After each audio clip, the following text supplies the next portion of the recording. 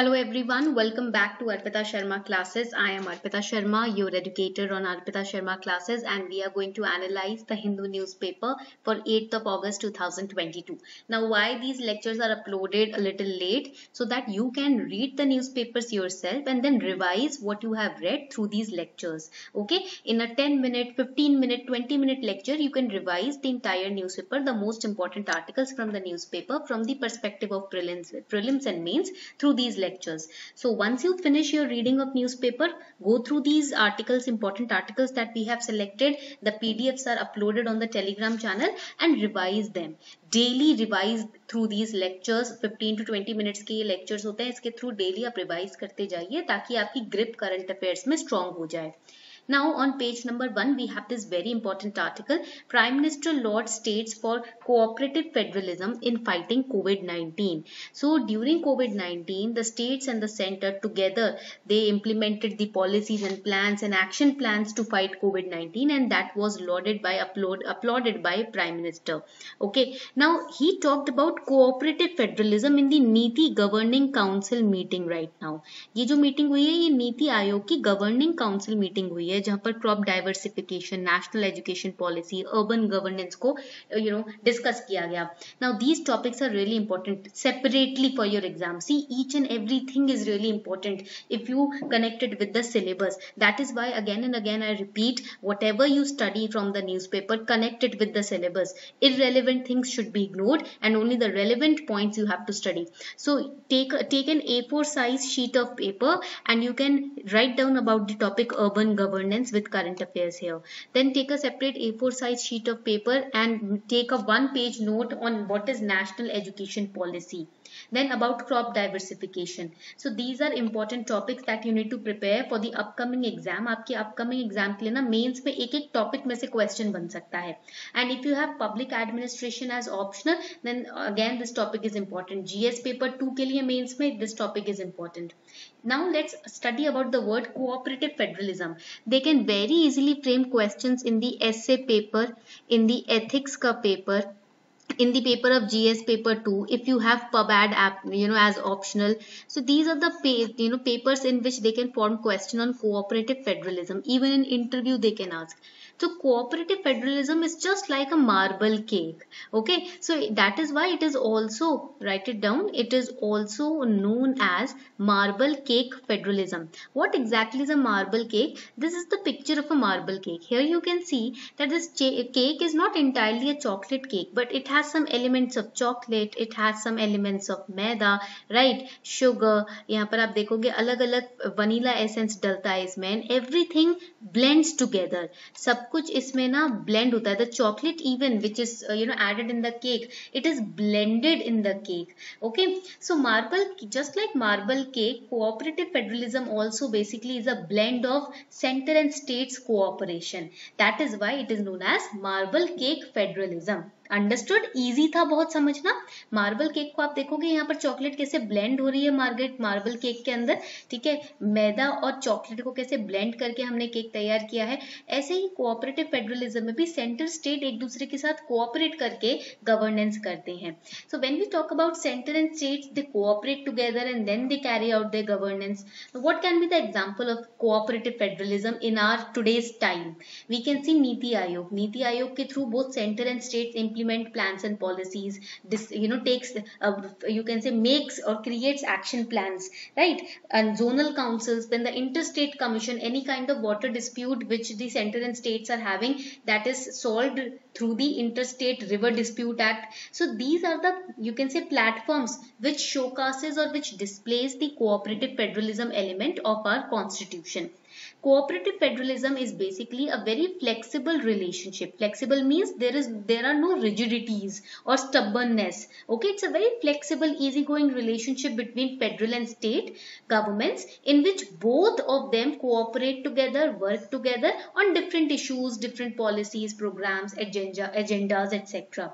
So it's kind of model of intergovernmental relations. So if they ask you in mains, अगर वो आपको mains में पूछते हैं, what can be the best example of, or explain the better model of intergovernmental relations, then you can mention about cooperative federalism, because it recognizes the overlapping function of national and state government, of center and state.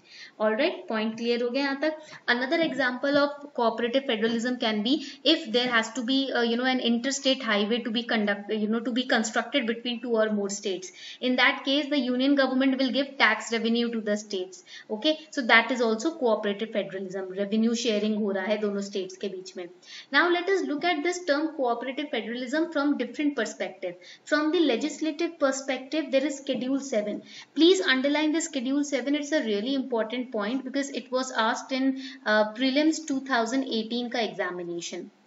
Okay, about the Schedule 7. So what is Schedule 7? It provides the separation of power between center and state. Okay, state और center के बीच में power separate की जाती है ना, वो किस में mention है? Schedule 7 में. And in the Schedule 7 we have 3 lists: union list, state list and concurrent list. And all of these 3 lists have 3 kinds of categories of powers on which center, on which state, and both center and state they work together. तो यहाँ पर central list में जो भी subject हैं उसमें centre का control है. So in the central list all the subjects are controlled by centre. In the state list all the subjects are और all the topics are controlled by state. But then there is a concurrent list also. So in the concurrent list, ये आपकी union list हो गई. ठीक है, concurrent list में क्या होता है? Whatever subjects are mention in concurrent list, here both union and states have the authority to deal with those subjects, both of them. So this concurrent list basically reflects the power of cooperative federalism. Okay, point clear ho gaya? And this is mentioned in Schedule 7. So Schedule 7 basically highlights cooperative federalism.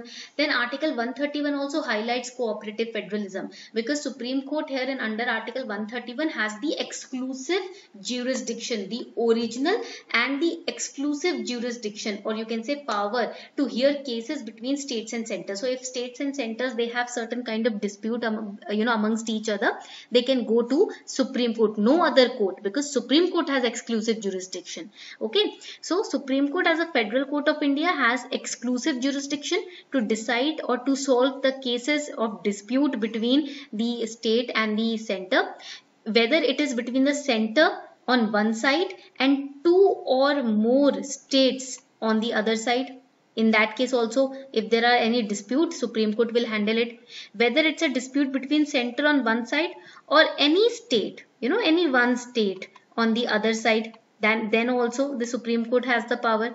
One state or more states, that कुछ भी हो सकता है. Or whether between 2 states, if there is a dispute going on, again Supreme Court can step in. These are the 3 categories of disputes which the Supreme Court overlooks, or you can say takes care of under Article 131. Then we have another important aspect of looking at cooperative federalism, another example you can say, which is financial, passing of the goods and service tax. So this was also a very important example of showcasing cooperative federalism, where all the taxes were subsumed by one single tax throughout the country, which was GST.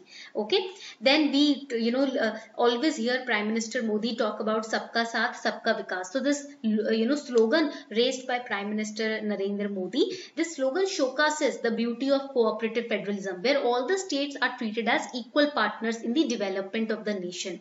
Okay, तो ये BJP जो आपका slogan use करती है ना, सबका साथ सबका विकास, ये तो सबसे शाइनिंग एग्जाम्पल है कोऑपरेटिव फेडरलिज्म का. You can use this also in your answer writing. All right, but there are also, देखो see, when there is a coin there are 2 sides to a coin. ठीक है, पीछे का side होता है, आगे का साइड होता है. So that's in the same way any situation has pros and cons, advantage disadvantage. ठीक है, so here there are certain issues related to cooperative federalism also. One such issue is the trust deficit of states on the center. Second is shrinkage of divisible pool. So the states, specifically Telangana, because this particular meeting that was conducted now, this one Niti Governing Council, Telangana did not participate in the meeting because they said that the revenue that we are receiving from union or the central government is not enough to meet our demand. Okay, so they say that with time the share of revenue that the particular state should get, that is decreasing. That is also another issue. Third issue is allocation towards various social welfare schemes in the states have decreased. The states, few states, they are also saying that the center promotes their own schemes in our states, and the funding that we require for our own welfare scheme, that is reducing, that is decreasing. These are the basic or major issues to cooperative federalism right now. Now let us solve a question which was asked in UPSC CSE Mains 2015 examination. The question was, the concept of cooperative federalism has been increasingly emphasized in recent years. Highlight the drawbacks in the existing structure and the extent to which cooperative federalism would answer the shortcomings. Very easy and direct question hai. This is not a tricky question, very direct question, to the point. The question is divided into 3 parts. Okay, in the first part they are saying concept of cooperative federalism has been increasingly focused in the recent years. In the recent years, people have, or politicians and all of the governing bodies have started focusing on the concept of cooperative federalism. So how will you answer it? In the first part, that is in the intro of the answer, you will define what is cooperative federalism. Then second part of the question is saying highlight the drawbacks in the existing structure. So what are the issues in the current structure when it comes to cooperative federalism? We'll explain these issues. For example, first issue is the current structure of federalism mentions 3 kinds of list under Schedule 7: union, state and concurrent list. But it is said that the revenue structure of concurrent list, state list and union list is not in line with the responsibilities, because the states are saying na our divisible pool is reducing. Okay, the revenue that we get is reducing. So states have very less revenues to carry out their own welfare schemes. This is the first issue. The heading can be skewed structure.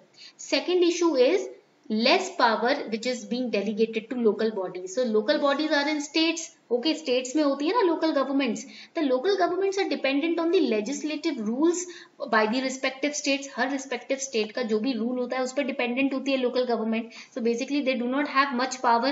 Whatever the states will say, they will have to follow. And plus their revenue is also at the mercy of the state government. जो state government देगी वो इनको लेना पड़ेगा. So they cannot work on universal principle, and that is why they are facing problems in carrying out their day-to-day activities. So there is, you can say this issue of cooperative federalism between state government and local government. Local government के ऊपर ना we have already studied a separate lecture from NCERT on my another channel, which is Arpita's NCERT Kaksha. So the link is given below in the description box. You can watch that channel. You can subscribe to it for completing your NCERTs. Okay.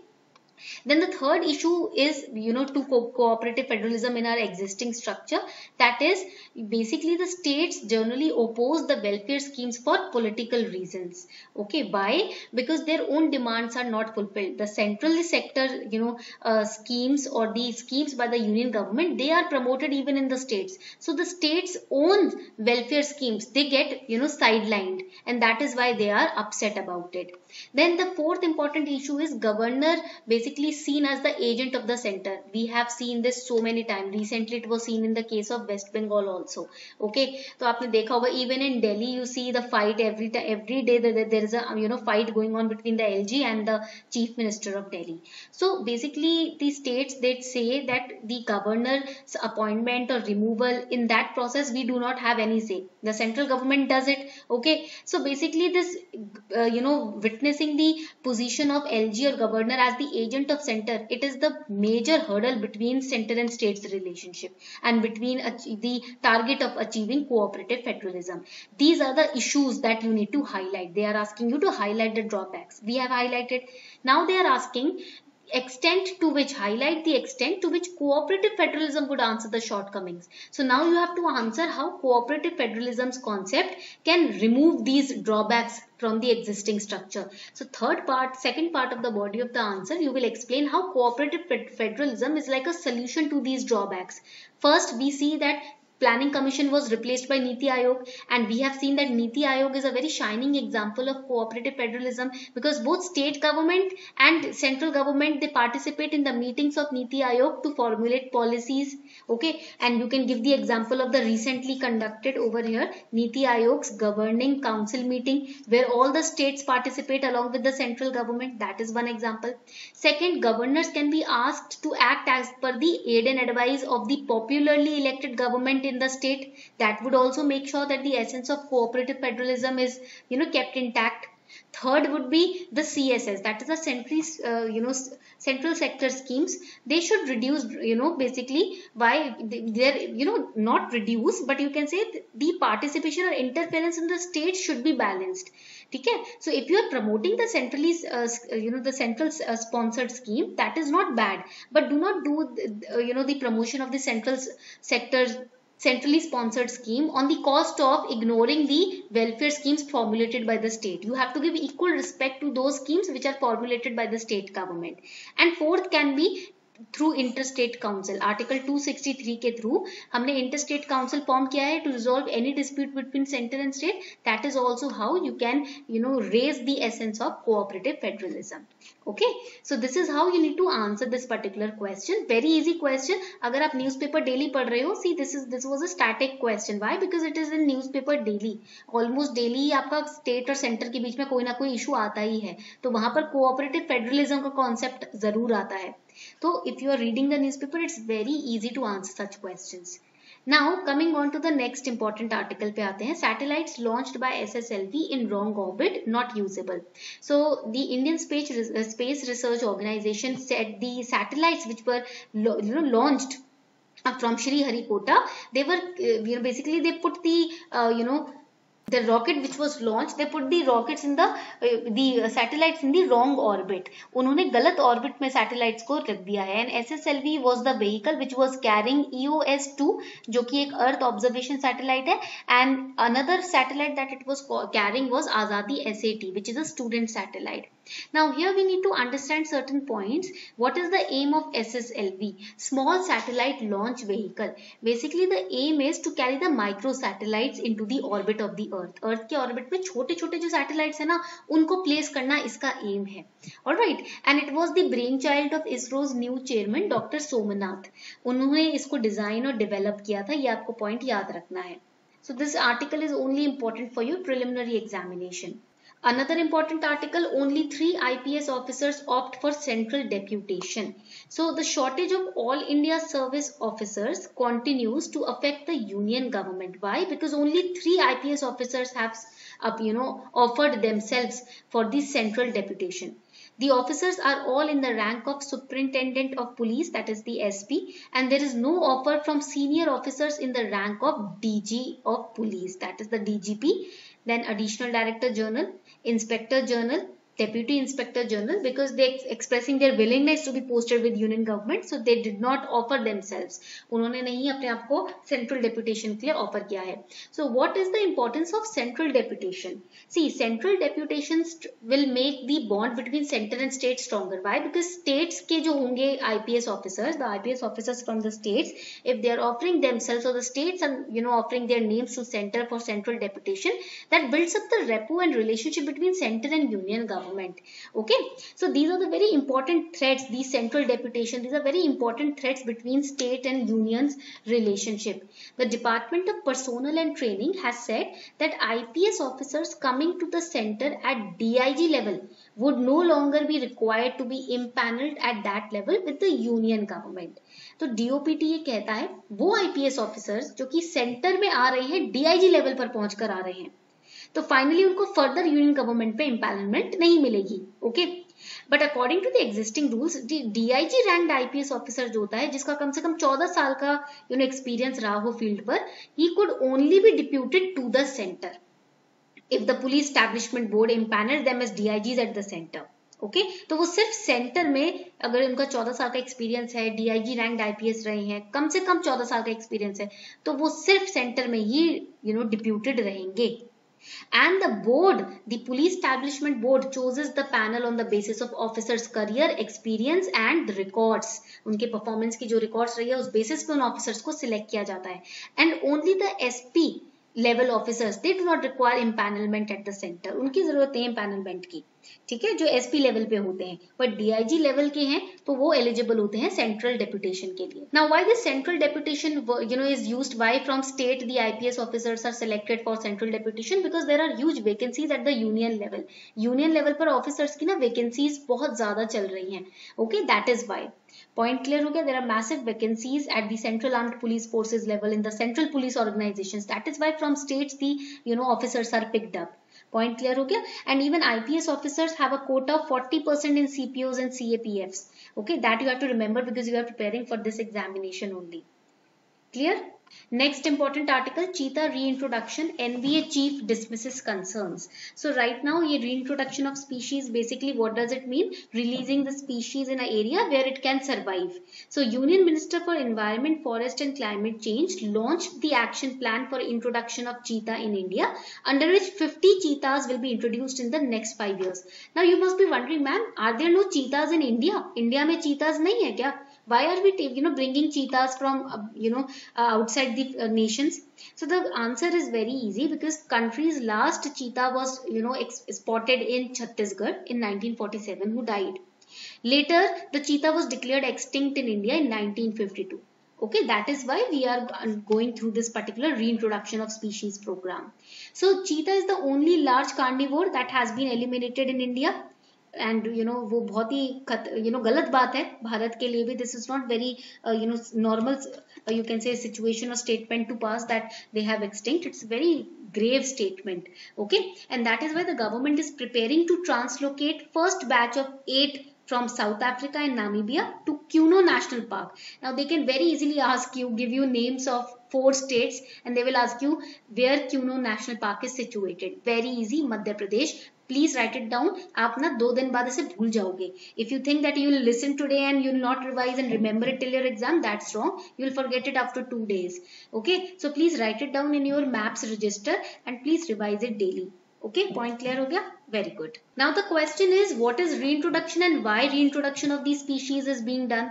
Basically, reintroduction means releasing a particular species in an area where they can survive, where their population can grow.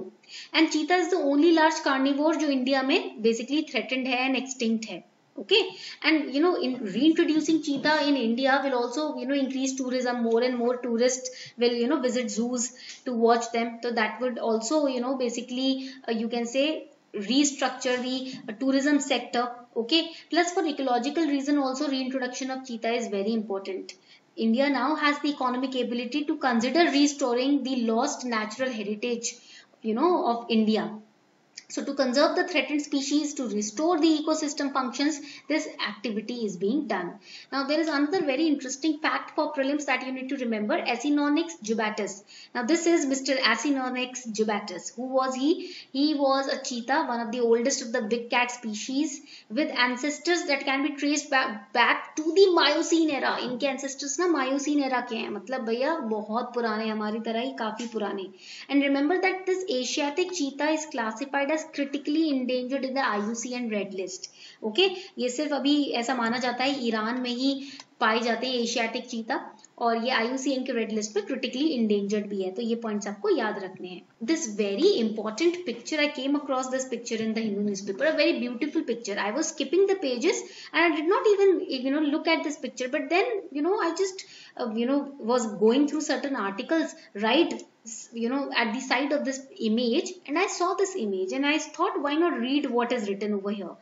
Here it was written that tourists at the million-year-old Bora Caves near Araku, 100 kilometer from Visakhapatnam. तो यहाँ पर tourist आ रहे हैं इस बोरा केव में. So I wondered what exactly is this Bora cave. That would be any kind of cave that we study that is from the art and culture's perspective. So I thought this is important, I should share it with the students. This is important from the perspective of art and culture. Bora caves are known as Bora Guhalu. ठीक है, they are located in Visakhapatnam in Andhra Pradesh. Andhra Pradesh में Visakhapatnam district में है, and they are among the Anantagiri hills of Araku Valley. Okay, they are 150 million old, and the cave's name, that is a Bora cave, is derived from a hole in the roof above its central area. That is white known as Borra cave. Indigenous name है इसका बोरा गुहालू. ये point आपको याद रखना है. Bora is a Telugu word which means abdomen. आपका पेट जो होता है ना, स्टमक, उसको बोरा बोलते हैं तेलुगु में. एंड गुहालू मीन्स केव. गुहालू भी तेलुगु वर्ड है जिसका मतलब होता है केव, यानी कि केव का जो इनर पेट है वो है बोरा गुहालू. देखो कितने इंटरेस्टिंगली नाम रखे जाते हैं ना. It's very wonderful. Plus there is a hole in the roof above it central area that would be considered as a you can say belly button kind of thing. So that is why Bora Guhalu is the name. Now another important article states holding up results of economic census says center. तो यहाँ पर आपको economic census पढ़ना है. What is it? Economic census was launched in 1976 as a plan scheme. Initially it was conducted in 1977 and it is conducted by ministry of statistics. ठीक है, point clear हो गया. ये आपको पॉइंट यहाँ पर याद रखना है. This is important for prelims. So implementing agency ministry of statistics है, along with partnership with the common service centre, then the special purpose vehicle. Okay, तो ये आपके मिनिस्ट्री ऑफ एक्सटर्नल अफेयर्स के आ जाते हैं. I am sorry, it is ministry of electronics and information technology. Okay, तो ministry of information and electronic technology in partnership with the special purpose vehicle and with the MOSPI, Ministry of Statistics, they are implementing this particular economic census. All right, and it will cover the entrepreneurial units in the country. जितने भी entrepreneurial units हैं उनको cover करता है, because economic census है ना, those units which are engaged in any kind of economic activity, either it is non-agricultural sector or agricultural sector, both. Okay, जो भी production, distribution, goods and service या consumption में included है, वो सभी units इस पर्टिकुलर सेंसस के under आती हैं. Then the information which is gathered through the census is used for policy formulation. Alright, so this was all for today. ये था आपका आज का lecture. I hope you enjoyed it. हमने इन 26 minutes we have covered the entire important article of the Hindu newspaper.